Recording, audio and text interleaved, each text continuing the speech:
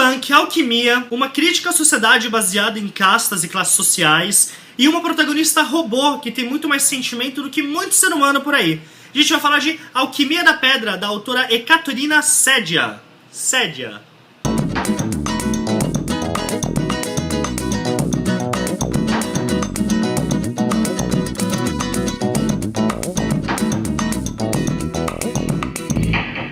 Ekaterina Sedia, gente, é uma autora russa que escreve bastante de fantasia. Ela já tem vários livros lançados e participou de muitas coletâneas e muitos contos e etc.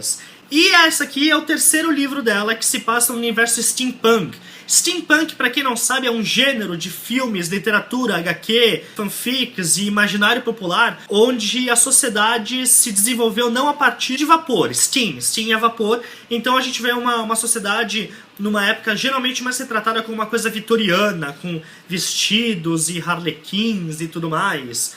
E se você quiser procurar steampunk no Google Images, você vai encontrar muita coisa que você vai olhar e falar, nossa, tem um visual muito legal. E a protagonista é essa moça aqui. Só que não é uma moça, é uma robô. Na verdade é uma autômata. A autômata é um robô humano que serve para fazer atividades humanas. Tem o formato humano e tudo mais. Só que ela, diferente de diversos outros autômatos que existem nesse universo, ela tem consciência. O cara que fez ela, que é um mecânico, já explico o que é isso, fez ela para ela poder aprender, para ela poder ter ciência de si própria, sentir dor, sentimentos no geral. Então é um mundo em que os autômatos podem vir a ter sentimentos. Mais do que isso, ela é uma das pouquíssimas que é emancipada. Emancipado nesse mundo é basicamente como funciona aqui no mundo real também. Ela tinha um dono, no caso o Lohari, e ele falou que agora ela é uma autômata livre. Eu não sei se eu cheguei a falar o nome dela é Mattie. M-A-T-T-I-E, Mattie. E ela vive na cidade de Iona. E essa cidade basicamente se divide em dois poderes, que são os alquimistas e os mecânicos. Alquimistas são aquelas pessoas que mexem com a alquimia em si, a geração de poções e coisas que muito se relacionam à mágica.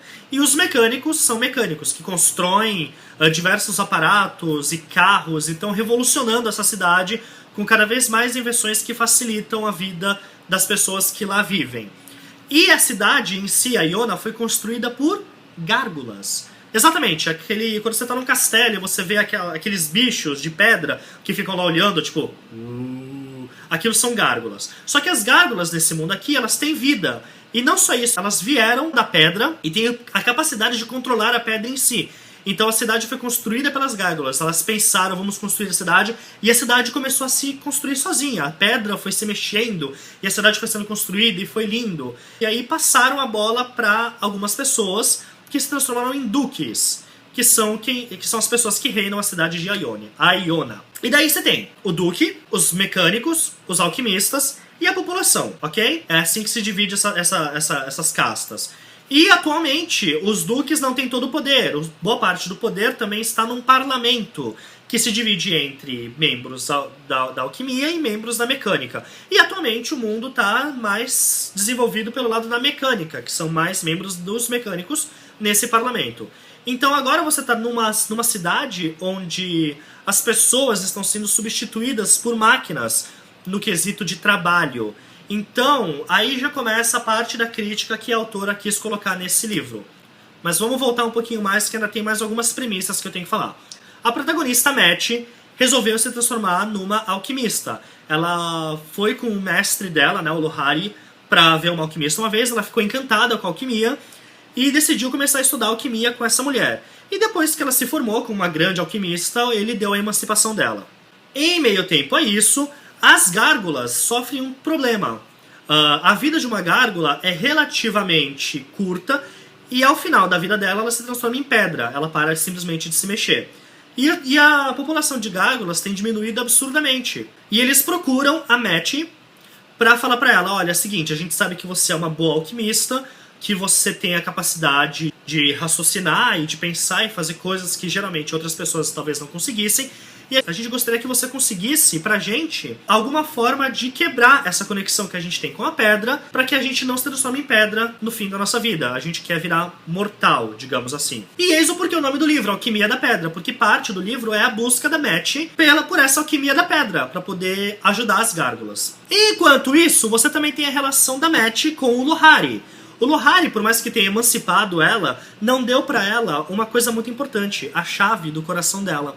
Pois é, ela, como uma autômata, vindo desse universo steampunk, precisa que, de tempos em tempos, o coração dela seja dado corda. E ela não tem a chave, então ela fica ligada a ele, porque sem a chave que está com ele, eventualmente ela vai parar de funcionar. Ela se desliga e tchau match, né? Até que alguém dê corda no coração dela. E isso aqui é uma relação muito explorada durante o livro. Eu vou começar falando que eu achei muito interessante, é um ponto super positivo desse livro, que boa parte da ficção, das histórias de steampunk que a gente vê hoje em dia são baseadas em ficção científica. E ao contrário de todas essas, A Alquimia da Pedra é um livro steampunk, mas baseado no mundo de fantasia. E isso é uma pegada muito diferente de outras coisas de steampunk que eu já vi. Mas fica o aviso, não é um livro de alta magia. Você não vai ver alquimistas lançando fogo e fazendo pirotecnia. Você não vai ver super robôs Transformers. Não é isso que esse livro se trata. Ele trata mais sobre a visão da Match diante da relação dela com o mestre, diante da relação dela com essa sociedade que está se fragmentando, com a relação dela com as gárgulas e com a relação dela com ela mesma e como tratar desses sentimentos que ela tem pouca familiaridade. Então fica recomendado para toda essa galera que acha isso extremamente interessante, tipo eu. E juntamente a isso, você tem a parte de críticas. Essa coisa da gente teimar em dividir a sociedade em classes sociais. Você tem a classe A, a classe B, a classe C, a classe D. E aqui é o que a gente vê. Você tem os duques, a corte, né, do duque, os magnatas, os mecânicos, os alquimistas e finalmente a população geral, que agora está sendo trocada por máquinas, então eles estão ficando sem emprego, ou então eles estão começando a ter que ter empregos que ninguém mais quer. E a gente começa a ver também aqui o início de uma revolução civil, que é parte de toda a premissa desse livro. O ponto de vista está sempre na Match, que torna... Não, mentira, não está sempre nela. Às vezes você tem capítulos que tá do ponto de vista de gárgulas também, que eles são grandes protagonistas da história. Mas o que é mais interessante é ela, como uma autômata, que tem sentimentos, mas ainda assim tem dificuldade em compreender todos esses sentimentos e se portar da maneira adequada frente a algumas das situações aqui apresentadas, é como ela é sensível em demonstrar isso, em como a autora teve muita também sensibilidade em criar uma personagem que vai desenvolvendo esse conhecimento de sentimentos conforme a gente vai lendo. Então é muito legal ver do ponto de vista dela todas essas coisas que a gente pode trazer para o mundo real, mesmo em partes de críticas e tudo mais. A Match é uma protagonista muito interessante de se acompanhar. Existem algumas cenas desse livro e algumas relações que a gente pode transportar também bastante para nossa própria vida e para o mundo real, como ataques terroristas, que é uma coisa que a gente vê um pouquinho aqui, e como é a visão dela frente a isso, até transportar a gente um pouco para aquele dia de 11 de setembro de 2001, onde ocorreu, né, o ataque às Torres Gêmeas. Inclusive, gente, uma curiosidade, eu li uma matéria esses dias falando que o choque social do 11 de setembro foi tão grande, mas tão grande, que todo mundo lembra o que estava fazendo no dia lá de 11 de setembro.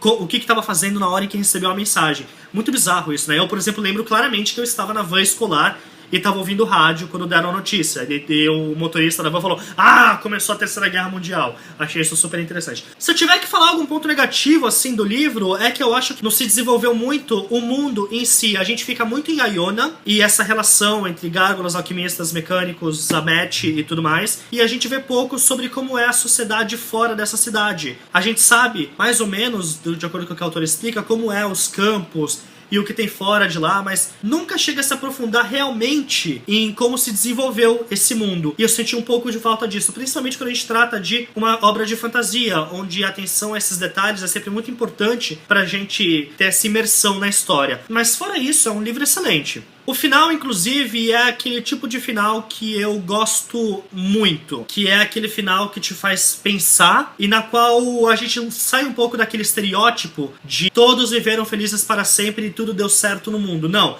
É um final que vai te fazer olhar pra situação e pensar: poxa, eu posso tirar isso desse final e levar pra alguma coisa da minha vida e tudo mais. É é aquele final em que vai ficar com você por um certo tempo depois que você fecha o livro. Eu achei super interessante.